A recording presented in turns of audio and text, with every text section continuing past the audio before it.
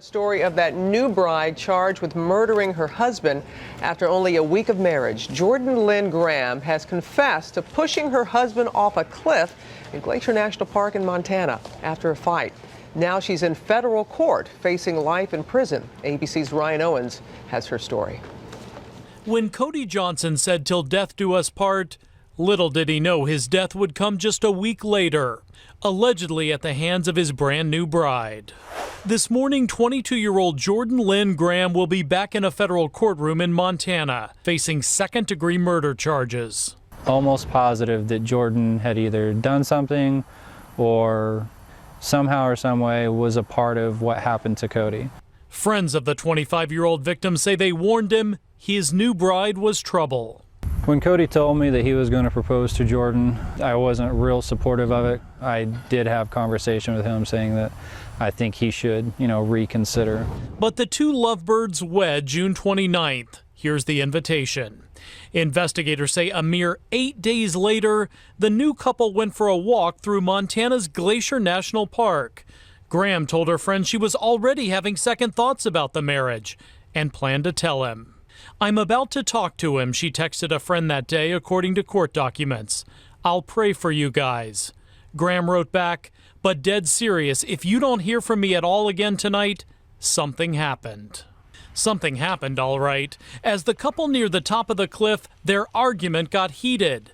Graham told the FBI her husband grabbed her arm. Then, Graham stated she could have just walked away, but due to her anger, she pushed Johnson with both hands in the back, and as a result, he fell face first off the cliff. Graham's friends cannot believe she's capable of murder. I never, ever expected her to be capable of hurting someone at that degree. I mean, especially someone who would worship her, and he would have given her anything. But FBI agents say she not only committed the crime, but the cover-up. First telling authorities she last saw her husband in the backseat of a car leaving their driveway. Days later, Graham called authorities to report she'd found her husband dead at the bottom of that cliff. The park ranger commented it was an odd place to locate a body. According to court documents, the new bride and even newer widow responded, it was a place he wanted to see before he died. For Good Morning America, Ryan Owens, ABC News, Dallas. And joining us now with more on the case is ABC's chief legal affairs anchor, Dan Abrams. She confessed to killing her husband.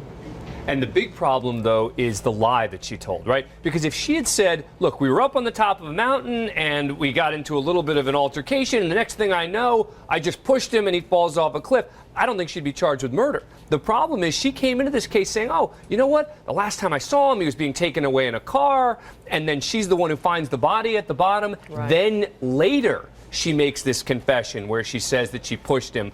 I think that's the reason she's charged with murder here. Okay. Could there be some kind of plea deal? I think there probably will be. Right. I think there probably will be. I mean, this is someone who it sounds like, at least according to the authorities, has confessed. Second-degree murder, an aggressive charge in connection, I think, with these sorts of facts. I wouldn't be surprised if her lawyers try and get her a sort of involuntary manslaughter or manslaughter charge, which could end up having her served limited time behind bars. And explain to everyone why it's being held in federal court. Oh, because it was in a national park. Right. And when a crime occurs in a national park, it goes to federal court as opposed to state court. And the text message that we saw in the piece. Yeah, because you think it might go to premeditation, except she's not saying that I'm going to do something to him.